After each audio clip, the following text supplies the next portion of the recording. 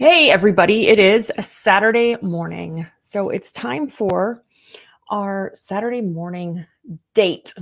And what is today, Chris? Number 298. 98. So I don't know what we're going to do for the 300th, which is Monday.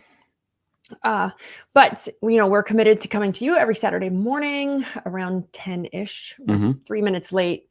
I was trying to figure out how to do something. And just share with you guys some of the things that we're talking about, experiencing, learning, and just have a casual conversation on this beautiful Saturday morning. So, what was our topic today? This was the topic of the week, by the way, that really influenced a lot of our morning dates. Yeah. And it was chaos. And if you're a WooRecruit customer, you got a chaos email from me yesterday. I think it was yesterday. But what is the level of chaos in your business, in your life, in your recruiting, with your employees, with your marriage, with your children? Levels of chaos. It is so interesting to just sit down and think about it. Yeah. And we really got into chaos. Like, is that who we're attracting? Because that's what we're giving off. Like, how do we gate ourselves? So from pulling up this topic real quickly to give you a backstory is I think we settled in pretty early into our week about talking about levels of chaos in Keep both, talking. Okay. In both personal and professional. And we ended up, it kind of evolved and grew throughout the week. And we probably had 4 or 5 different things that branched off of that conversation. Every day we kind of circled back to that idea of the levels of chaos. And so we'll probably end up going down a deep and dark rabbit hole, and then coming back out of it. But really, I guess the fundamental of it all is chaos. And really how that relates, how that connects, and what are we doing about it, either to make it happen in our lives, like we're introducing chaos, or what are we doing to prevent it, or to like Libby just mentioned or teased, is how are we gating things in our life to eliminate, I would like to say, negative chaos or bad chaos, because there's good chaos, which is the growth, coming out of that. We already talked about that, I believe, last week, in really stepping above the line, because you do introduce elements of chaos, but can reset. Well, where this all started from was actually in the recruiting side, where we were looking at certain things, certain customers, even my own cleaning business. And it was like, why are we attracting like all this, like people would say, oh, garbage. And I would beg to differ. That's not how we want to talk about people. And then why are people leaving my job? Like great cleaners are walking out, they're leaving my job. And then also like, hey, I offered, but nobody took my job.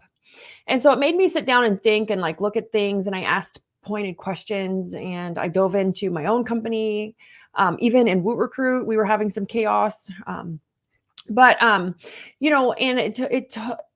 dove into it, and it was like, it's because of the threshold of chaos that everyone can tolerate or deal with. And so if your business is chaotic and there's chaos and it's disorganized and shit is burning down all the time everywhere, that is what you're attracting and retaining. Like, that is what you're attracting and retaining. Just think about it. And when good people leave, they're not leaving you, they're leaving your business or the chaos or the disorganization or mismanagement that is happening in your business, because they have a lower threshold to the chaos. Yeah. So can we talk about that for a second? Yes. The threshold of chaos. But real fast. Yeah. Us business owners, we love that crap. We love chaos. We're like chaos junkies. It's like heroin. Yeah. We're like heroin addicts to chaos. We love it. It makes us excited. We like to change stuff.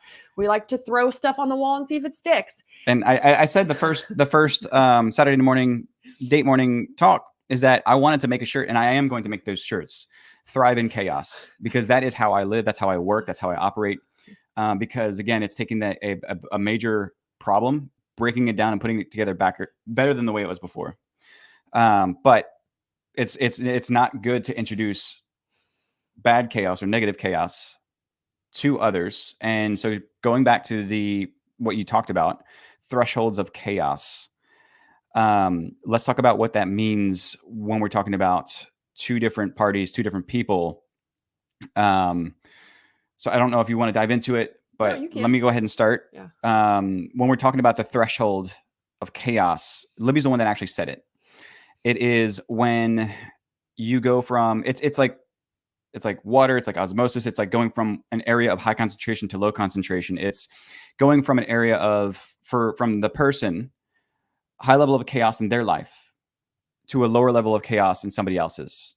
And so when you talk about applicants, when you talk about people, when you talk about staying and sticking in companies, are we, as the people who we can only change ourselves and we can only influence ourselves or those, in our company, is the level of chaos that we're delivering or portraying, is it less than those that we have on the other side, either personally or professionally? And if it's a higher degree of chaos than what they're experiencing in their life, mm-hmm. then we are forcing them away. Yes. And I mean, how many of us business owners are a hot mess? Like, we're constantly changing stuff or, allowing, schedulers to change schedules, and customers are canceling, and we don't have policies and we're not following certain things. And we're allowing this chaos into our company. And that's that, is it Maslow's hierarchy of, no, needs? Is it, oh God, now I can't remember what it is, where the foundation for every single person is right. That survival, that protecting themselves and certain just basic hierarchy of needs. I think that is Maslow's pyramid of stability for people. And it's always the foundation is like water, food, shelter. And if we got that wrong, by the way, please comment. I have the paper out there. Yeah. I was just looking at it. And I'm like, this is why good people leave our companies, is because of the disorganization. Yeah. And chaos. By the way, hi, Taylor. I see Taylor Matthews on here. Yeah. Which is really interesting to look at. And then this bleeds over to our children, to our personal lives, to our relationships. I will tell you right now, I may be an entrepreneur, but I cannot deal with chaos, because to me, that's disorganization, and it drives me insane. Like I will lose it. So my companies tend to be very boring, fun, but very boring. And if there's chaos brought into the business, I eliminate it, or the person that's bringing it, extremely fast. Yeah. Like I will smoke that out like you will never believe. But it creates for a very like boring but stable feeling in our companies. Mm-hmm. And I mean, we have only had our cleaning company 6 years now, because 6, and we have cleaning technicians that have been completing their 4th year and their 3rd year, and they just love it. And I have to contribute it back. Yeah, it's our culture, but that is part of our. I mean, it's the chaos, but the chaos is part of our culture, like that we don't have any right chaos, and it's mainly because I don't have a threshold for it, because of my last relationship. It was complete chaos, and it will burn you out. And you cannot grow. It's a bottleneck within your own company, but also in your personal growth. Yeah. Look at your friends and your family and, your house and how you live and your day and how you wake up, and how much chaos are you gating? How much are you allowing in? Yeah. What kind of gates do you have up? Yeah. So before we dive into that part, mm-hmm. I just wanted to, one is, like you just mentioned with Organize It, is just giving a shout out real quick with Willie, who Woot Recruit. He's one of our senior account managers. at Wood Recruit. He just completed 2 years, 2 years. 2-year anniversary working with us. Happy anniversary. He watches all of our stuff, so Yeah. he'll probably watch us. But just the whole idea of chaos and stuff. It's Wood Recruit. It's never been not chaotic because again, hiring is ups and downs. And growth is messy. There's is. a difference in being messy and being chaotic. Yes. And so I want to say that he's been a trooper in sticking with us through those chaotic times. I would like to at least try to say that one is, I think that he is a person that thrives in chaos, just like I do. But I think there's also another layer to that, is that if there is chaos, that I am, or at least at that point, I was the one that was directly, influencing how they perceived that chaos. And if I painted the picture far enough advance for them to know that the chaos ends here, we're trying to get there. Was that enough for them to feel comfortable with being in that element of chaos at that time, because they could see further out? Again, you can see through the fog to the other end. And did I do that well enough for them to feel comfortable sitting in that chaos, that element of chaos, for enough time? Yeah, and you and Willie enjoy it here at Wood Recruit, right? Because the chaos at home, right, isn't higher than the chaos at work. So we did have an element, again, the below that that line, that yes, threshold, to come back to comfortability. I didn't want to, by the way, take away from. I wanted to say hi to Helena. Helena. And she said, personally, I cannot be around family. We can't choose our family, unfortunately. I love my family. But with some families, we're born into that. We can't choose it, but we can choose how we react and how we balance our energy and time with that family. And, it's a really interesting, I really want you guys to do an audit of your chaos, right? Is it too controlled? Too controlled. So that's my problem. Too controlled doesn't allow for growth, doesn't allow for ideation. Too controlled is also bad. But then also chaos to the extreme. And like I said, in my past career and relationship, the chaos was so extreme. It's so extreme, guys, that I literally felt like I was losing my mind. Like, I want to know here, if any of you guys ever feel like you're literally losing your mind. Like, you could just commit me now. I can't even remember what happened yesterday. I read 2 sentences and now 5 seconds went by. I don't even remember what I just read. It's the chaos going on around you and in your head and in your life and in your house. And there's different forms of chaos, right? Where there's drama or chaotic items, right? Libby, the organizer, could get into that side. Yeah. Going on. So there's different levels. And so we have Raquel on here watching as well. And, do an audit of the chaos in your life. And then we want to get into the gating it. How do you protect that? I will say we live a very, very boring life, but I absolutely love the consistency and how it doesn't stress me out. Because if you're an entrepreneur, you work on the spectrum somewhere, you fall, right? ADD, ADHD, dyslexia, you name it, we have something.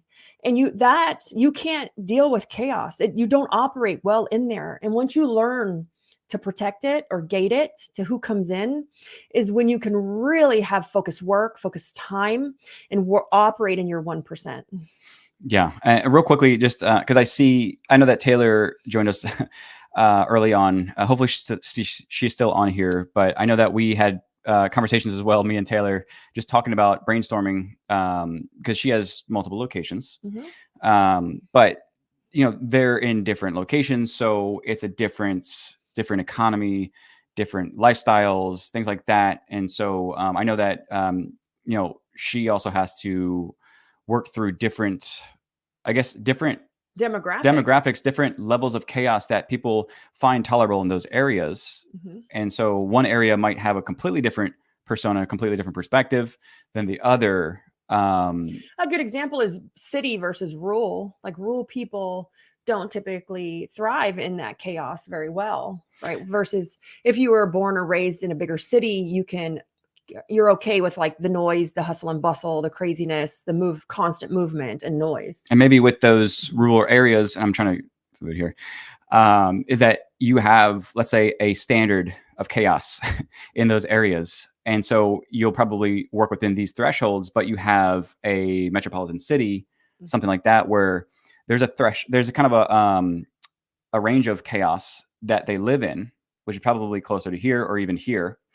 And it's the norm. If you ever, and I don't mean anything negative by that, by the way, like if you go to New York City, coming from the bumpkins, the hills, whatever. Okay. Oklahoma. I grew up in Oklahoma. Yeah. Yeah. Coming to New York City, it will be like a culture shock. Like, holy cow!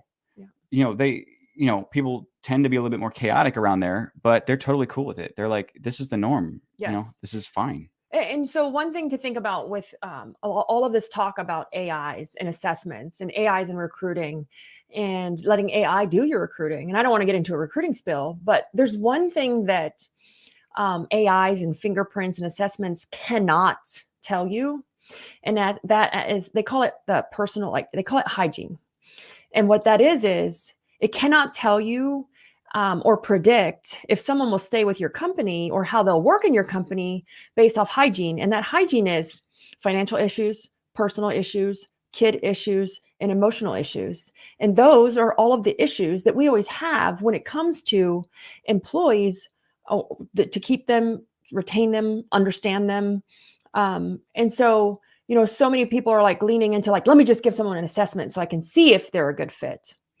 But those assessments won't tell you those things, which are like even their tolerance to chaos, the level of tolerance they have to chaos, which is really interesting to think about, because there's no assessment. There's no like thing that's going to tell you if they can handle even the growth of your company, because growth is chaotic.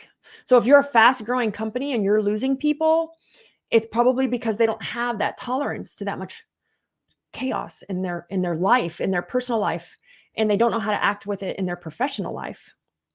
Yeah. I know that Helena had provided a couple things here, shared some things, which I really appreciate, by the way. It's hard to really talk about ourselves openly, especially when we're talking about chaos and personal lives. But I appreciate that. Just level of stress in terms of family, other things like that. Enjoying the quietness of life. I agree. It's always something. I would say the same thing, Helena, is that it hasn't always been a great life in terms of like chaos. Although I grew up in a very sheltered, I say like a sheltered environment, but Libby pushes back and says, actually, no, you had a pretty rough childhood. He keeps rewriting his past, and I'm like, that's not what happened. Yeah. I'm like, but yeah, it's level of chaos that we experience and that we kind of see as the norm as we come out of childhood into adulthood, and we don't make a conscious decision to change the threshold of chaos that we're used to or want. So we were talking about employees with chaos. If we're losing good people, it's what are they, they're not comfortable with the growth or the chaos that comes with growth, or the chaos in your company because it's disorganized. I see Joanne Brockia just joined us. But so that's employees, right? And then there's chaos with us. Like, do we feel like we're losing our mind? Like I said, in my past career and relationship, there was so much chaos. I'm with Helena, it was chaos and so many personal things going on. It was horrible and awful. And, I've learned to kind of gate that so that I don't expose myself to anymore. Because for me, it's like triggers. But then let's talk about like our family and our kids. Helena said she grew up, with her parents fighting often. And, what are we doing to our kids? What level of chaos are they living in? Whether you're fighting or not, right? That isn't even the subject, but how much chaos are we allowing our kids to be subjected to? Because it's going to affect that emotional state. And also, if we're not giving them anything to chaos, like deal with, then they're not going to even be able to tolerate anything, like deal with anything. So I want to touch on that in a little bit more of a delicate conversation, and the idea and the talk about introducing your kids to different levels of chaos. And when I say controlled chaos, but no, I want to go into the extreme here and say that you're introducing, let's just talk about the concept of bad chaos or negative chaos. The bad type of chaos consistently is early childhood in kids, you're introducing chaos into them in a bad way, not in a, again, we talked about the comfort Yep. zone and having that buffer for them to kind of reset. Again, resetting that chaos is constantly having that in their life, and then looking into their teenage years, you have kids who you're like, or even adults who are like, why the hell are they always attracted to bad people? You know, it's, why are they always finding these people who are just completely broken? And Or why do I have a type? right, Right. right. Why do you have a type? Like, why does your son have a type of girl they're always dating and And it's constant chaos? and Like, the fundamental, the core, the underlying reason behind that is because their level of chaos is here, and they're looking for people that have similar levels of chaos, because maybe if there's those that do not have any chaos whatsoever or a very low level, is that they can't kind of relate or relate operate or or it's boring. blend into that Yeah. world, because that is the standard that they've lived by. And this is true for bringing on new employees. What are you bringing them into? And are they not committing? Are they not making it through training? Are they no-showing us? And it could be because we are too much of a hot freaking mess in the company, disorganized, not prepared. It's chaotic. People are, and we're in, as business owners, sometimes we run our mouth a little bit too much. And we can tolerate the chaos. We have a higher threshold because we like risk. We operate well. But when we're sharing certain things, we shouldn't share everything, because that scares people away, right? It feels and sounds like instability, and instability breeds, or chaos breeds instability. And it introduces that chaos into their mind, even if it's not a reality. Just the fact of us talking about it introduces that idea of chaos. Yeah. And so, Joanne said she's been called the chaos coordinator. Yeah. Joanne, I love you. So, there's just things to think about. And what we want to do is we want you to do an audit. But Chris, how would we gate this? Oh, Like, how do you set up gates or almost barriers to not allow this to happen?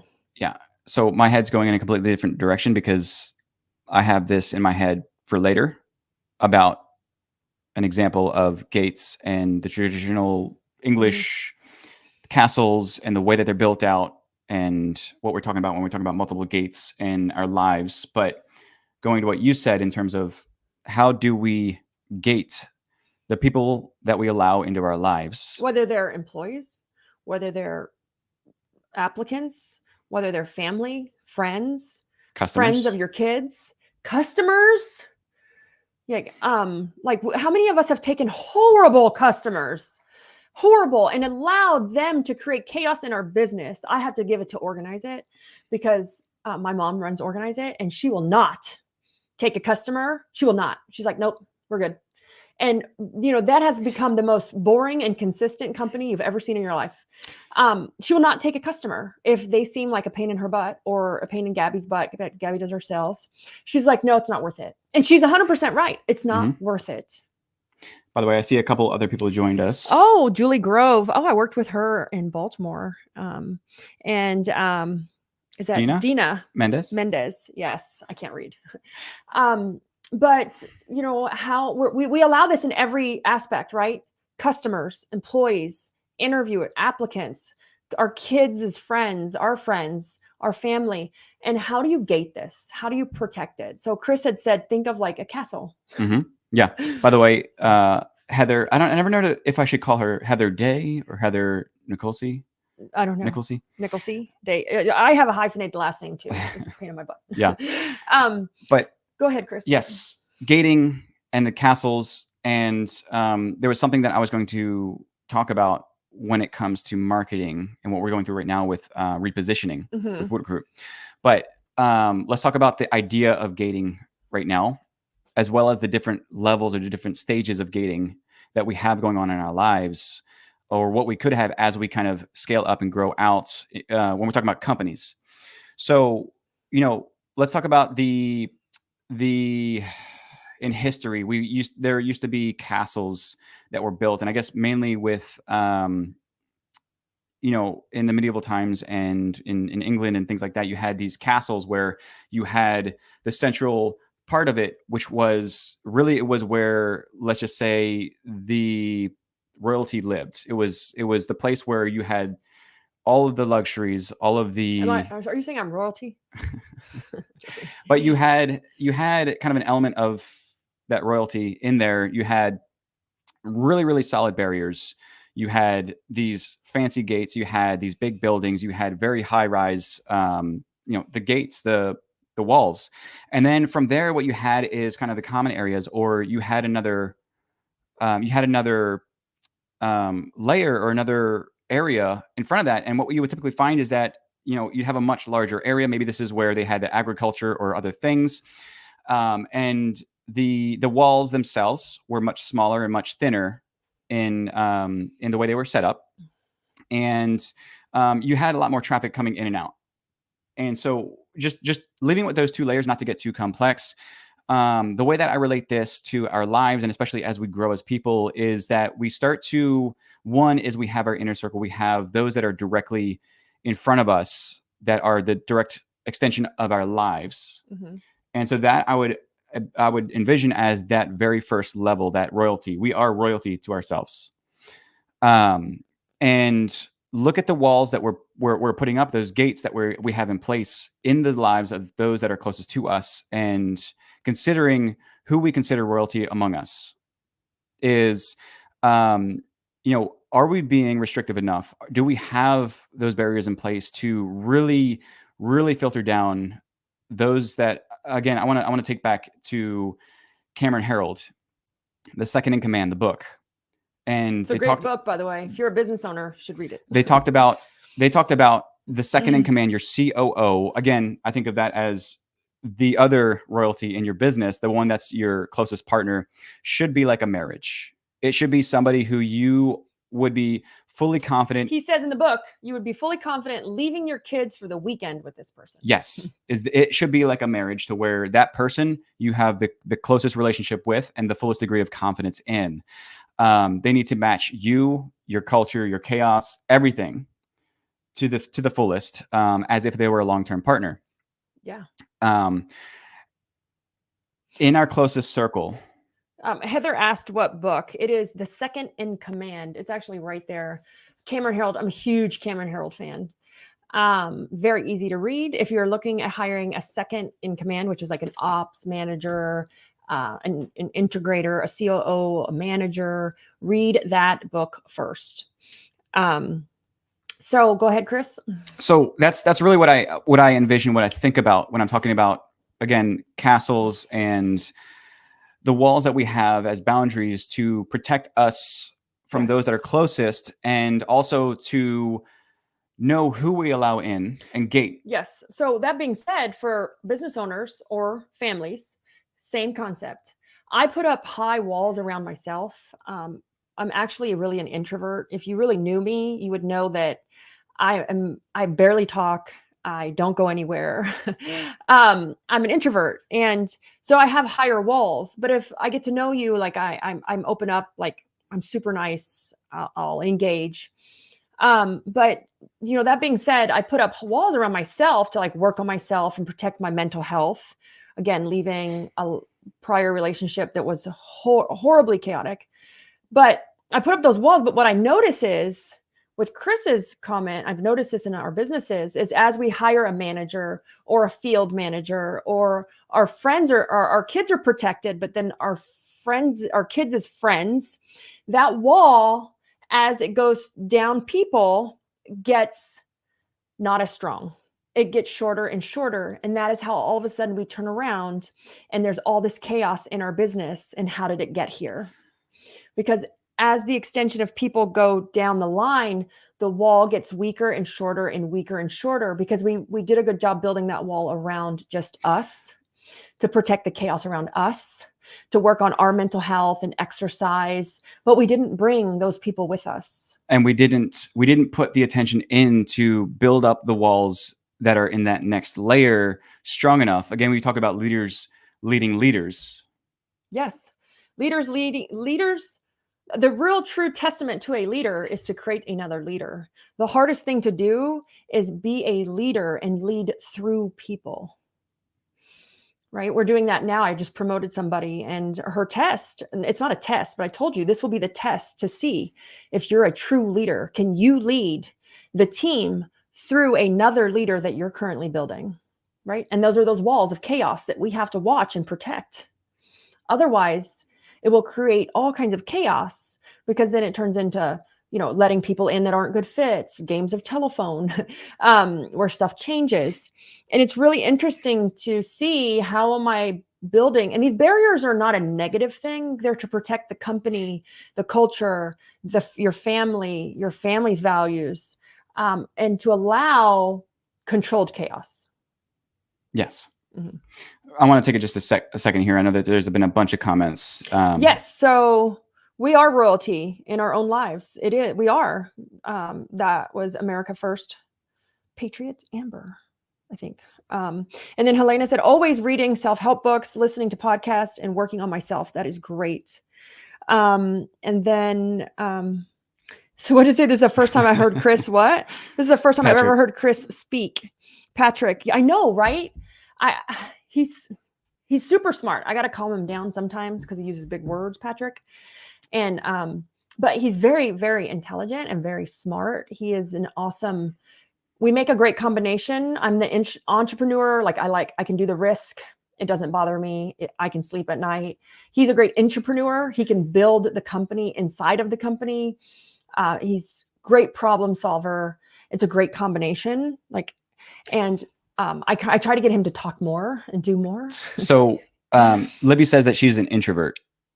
Yes. And I would say that I'm an extreme introvert. So I had to get myself. We don't do anything.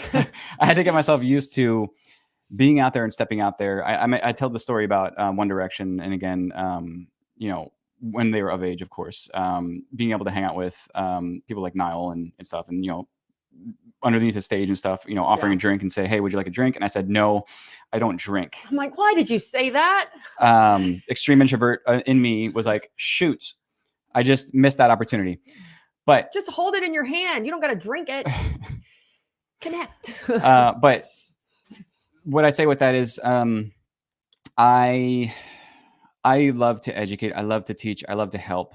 And when it's a topic that I am absolutely just bought in and passionate about, that's when I can't shut up.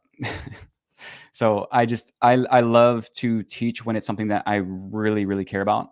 And so I think it's hitting home to us literally now for the chaos, because, in one of our companies, we had someone contributing to the levels of chaos, not helping us control the levels. So that's why you have leadership, you have meetings, you have certain departments.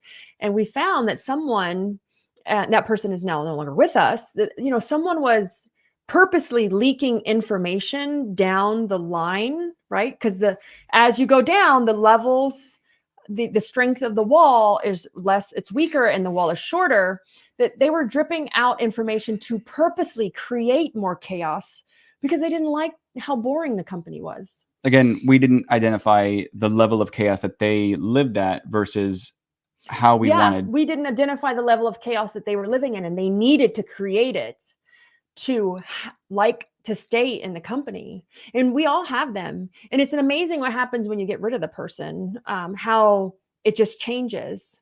And so we have the ability to allow people, whether they're employees or family, into that kingdom, right? Into those walls. But as the line goes down, the walls get weaker. And that is what we didn't realize, that we have now started to work on and say, hey, you know what? We were just letting people in. We can't do that. Even with customers, with Organize It, we can't just let any customer in. They create chaos in your company and cancel and reschedule and bad reviews and complaints. And you knew it on the phone, on the first call. You knew they were going to be a pain in your ass, but you took them anyways. So I want to start about that next layer of chaos and explain that a little bit better, in terms of the next walls, the next barriers that you have in place in your life. Again, from the closest to now the next layer, both personal and professional. what that might look like is, again, the next generation, the second the offspring. Yeah. So it's again, along with leadership, is how are we choosing to educate around the idea of gating in their own lives, the quality of people that they bring in, and that is, as parents, how we become leaders and eventually create new leaders with our kids is by that education, and that the understanding. It was actually Plato. It was, oh my gosh, I'm drawing a blank. But the book, they talked about being able to really effectively educate. If you don't want to introduce them to chaos, then the best way to approach that without getting them exposed to it is to get them exposed to the idea and the education around it, so that they can make educated, informed decisions on what feels right and what looks right without having that direct experience. Something that I've been trying to do with Yaya is extreme transparency, educating around the ideas of chaos and describing what that looks like and feels like, but not introducing her to it. Yes. So that is when we talk about the next layer and the castle and the walls and the gates is, so we're doing that with Yaya. I will say I learned, unfortunately, a hard lesson with my older son, my 26-year-old son. I had said in my past career and relationship, there was extreme chaos, and that is what he grew up in. And so it did not work out well for him at all. Now he's grown up some and he understands it, and he seeks coaching from his mom. It's so funny because I talk to him like a coaching client. But for a long time, he struggled because he kept attracting certain people that brought the chaos that he grew up around with him. And then he couldn't understand, like, why does this keep happening to me? Why do I keep choosing a bad girlfriend? Like, why does this happen to me? And it was ultimately, he was so conditioned to the level of chaos that he grew up in that he didn't know how to operate outside of it. But I would say that now. Oh, now he's like had an epiphany. My camera does this all the time. Had an epiphany, like with he's really grown up, and he has learned to separate himself from certain friends, like not be attracted to certain types of girls anymore that bring that chaos. He has really grown up, but he's 26 years old now. And it took probably from the time he was 15 to 23 to really, it didn't work well for him, constantly going through stuff. So if we have, I'm just going to give you an example, cleaners, always breaking down, always a flat tire. I got into a fight with my boyfriend or my husband, or my kids in trouble at school. That was my son. Like, that's because he went through so much chaos as a kid, and I regret it. I know, but that's all I knew. That those were things that were happening to him, but he was attracting it because he didn't know how to survive around people who didn't bring that with him. Yeah. To him, constantly flat tires, constantly having it like, to me, why me? And he's finally grown out of it, thank goodness, and is a great functioning member of society who actually owns his own business. I don't want to say he's grown out of it, because that makes it seem easy. Yeah. And so maybe he didn't grow out of it. He worked through it. I want to say that he worked on it. Yeah. And again, it goes two ways. Is one is you started to lead him in understanding that importance of gating and the walls, and taking the time to build that foundation for himself in that second layer in terms of who he's letting in. And so even though it might not be as, let's say, extreme as the gate that you have up in your life, there's still an element of that you've passed down to that second layer of his life. Yeah. So and he's doing well, but for a long time it was I told Chris, if I have to go through this with Austin, my 16-year-old, I will literally lose my mind. I can't do it again.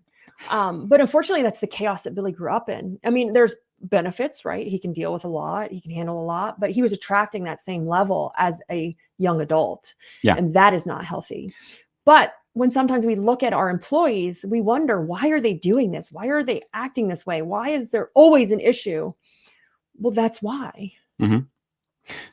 I really want to dive into the concept that we've been working through with the positioning and some Mhm. recent advice that I actually got from SaaS Academy and Joel. I just want to give a big shout out to Joel and Matt Verlock with SaaS Academy. They've been hugely inspirational for me in an acting CTO in software. But it's been great. But I want to touch on that real quick with some things that we can think about implementing in the way we are looking and choosing to gate with people. But I want to just quickly revisit Yeah. some things right now with some comments we had. Um, Yeah. yeah, Heather had said she's like, oh man, Libby, I understand that we are learning better and making good changes as a family. great. We have Deanna Fasshauer Yeah, on here, Paul's wife. Hey, Deanna, say hi to Paul Erica, to us. Sky, Patrick is still here, Selma, Lisa. my mother, Lisa. We were talking about you earlier, so I think they're at the Waffle House right now. they're at the Waffle House right now.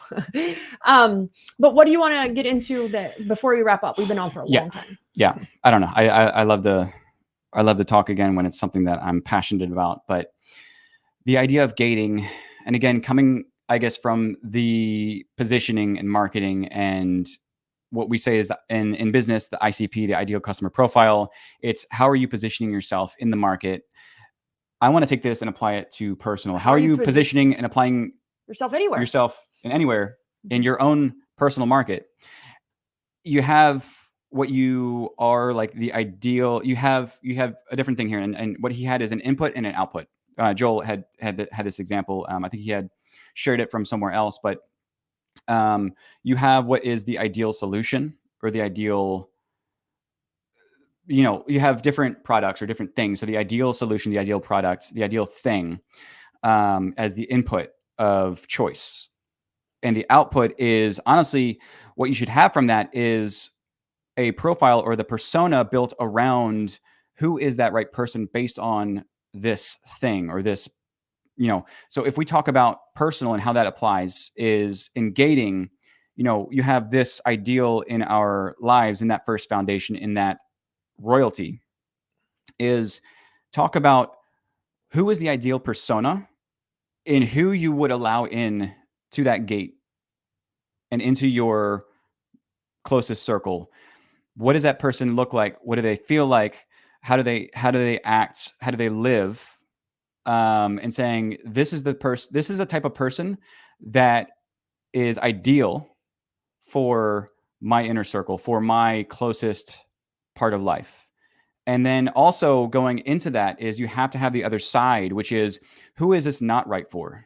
And detailing out the characteristics or the persona of the person who is not right for that closest circle, for that layer of royalty, which is closest to you.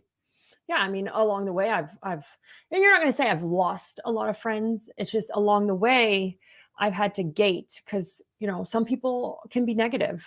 Some people, then I have to protect myself from some people because maybe I'm too direct. So I need to put up that wall. And, what's your ideal customer profile is a great example, but also gating and what's that ideal profile look like for someone in your life, but also what's your ideal profile? Live Your Future Self Now. Yeah. Great book. And by living your future self now, you're going to start attracting the people that you want inside that wall or that gate. And so Heather, before, when we wrap up, really, really hit home. She said, this was great. She said, thank you so much. She's been working through guilt as a mom. My kids are learning, she's learning to do better, and she's seeing this with employees as well. And now I'm allowed to become myself and living it. And so Heather, that's, it's really interesting. We only know what we know in the time that we know it. What you see is all there is. Yeah. But, with my older son, I made 100 mistakes and, regret it now. And he unfortunately does have, issues to work through, but he's growing up very, very well. And I've made a commitment to myself that all of the time and effort and learning that I do on myself, I make sure that I deliver it back to him. So I'm no longer like telling him what to do. I coach him through things. I ask him great questions. And so I've made a commitment that, because I did mess up in the past, or only could do what I did what I knew. Don't call it messed up. That's fine. But now I know better, and now I know different. So now I'm going to use this information going forward, instead of, feeling that guilt of going backwards because we can't fix the past. But one thing we can do, and this is going to sound so weird and funny, is we can rewrite the past. We can rewrite the past when we remember the great things, and we eliminate maybe the things we feel guilty about. And we can rewrite it in our heads and in their heads too, by telling the great times over and over and over. Again, the book, Live Your Future Self Now, is a great insight to how do I rewrite my past so it's not part of my future, so it doesn't hold me back. And a lot of this, again, it's gating, it's chaos. What are we allowing in our life? Chaos looks different to every single person, whether you come from an abusive background or a chaotic background or lived with hoarding parents. It's chaos. My ex was an alcoholic, and it was absolutely horrible. And I never really talk about it. And I'm in the middle of writing a book with some of the authors that wrote Buy Back Your Time with Dan Martell. We're writing a book, and they asked me literally this week, do I want to tell my story? And I said, yes, I want to tell my story. I've never told it publicly. Yeah. Because there was always a lot of guilt or shame that went into my story from my past. And I said, it's time to tell my story. So it's going to be, and we're going to talk through it for the book. But the one thing I've learned is it was all I knew. I was doing my best, and that's all I could do. But now I know better. Yeah. Real quick, Sky Gold, she said, I interviewed 2 candidates last week who opened up about what's going on in their lives. And I knew that bringing them on would be bringing on their drama. And from experiences, I knew I had to deny an offer to the job. Appreciate the video confirming I made the right decision.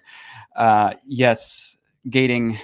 Honestly, until we talked about it this week, I never took it to heart in terms of what it really meant to protect yourself and those degrees or those circles around us. And if there was one thing that I would want somebody who's watching to take away from this, it is to really invest the time to look at what circles you currently have built out in your life, and to create those personas around. One is what the right people look like for each one of those stages, because it will be different in terms of what is right, what looks right. Again, because there's going to be a difference in terms of what I'm happy with having coming in at the gate with the people that are associated with my kids. I'm going to be a little bit more tolerable in terms of what their life is like than it would be my closest. So the things that I would love for you to take away is creating that persona around each one of your gates individually, and really sitting down and thinking through that. And then secondly is the opposite, is with those the profiles, is who is not the right fit, or who is not a good fit for each one of those gates in my life. Because I think we don't take enough focus and attention into that, because honestly, we could say, yeah, it's this, and this is right. But we never really take a second look at what's not the right fit, because all of a sudden it brings up these feelings of, oh shoot, I know somebody who currently is in my circle that has these things, this persona of what I don't want. Yeah. And so I think that's really important to put yourself through. So I think it's more powerful to know what I don't want versus what I want. Yes. So many people are like, I don't know what I want. I don't know what my goal to be. That's fine. But knowing what you don't want is just as powerful. So realistically, well, I mean, to start, it's just as powerful. It's a great starting point.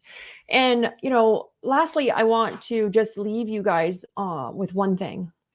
There's levels of chaos everywhere. It depends on what our tolerance to chaos is at the season in our life, right? It changes. Like sometimes let's bring it on. Let's grow. Like 10X our company. You're going to get chaos. Like you're going to probably run off people, might run off your husband or your wife, but you're going to grow. But there's different seasons of tolerance to chaos. So to do an audit, where are you at? But then also do some housekeeping. Libby's all about cleaning and organizing. Do some housekeeping. When you do this and you think about it, you're going to need to remove yourself from certain groups, people, environments.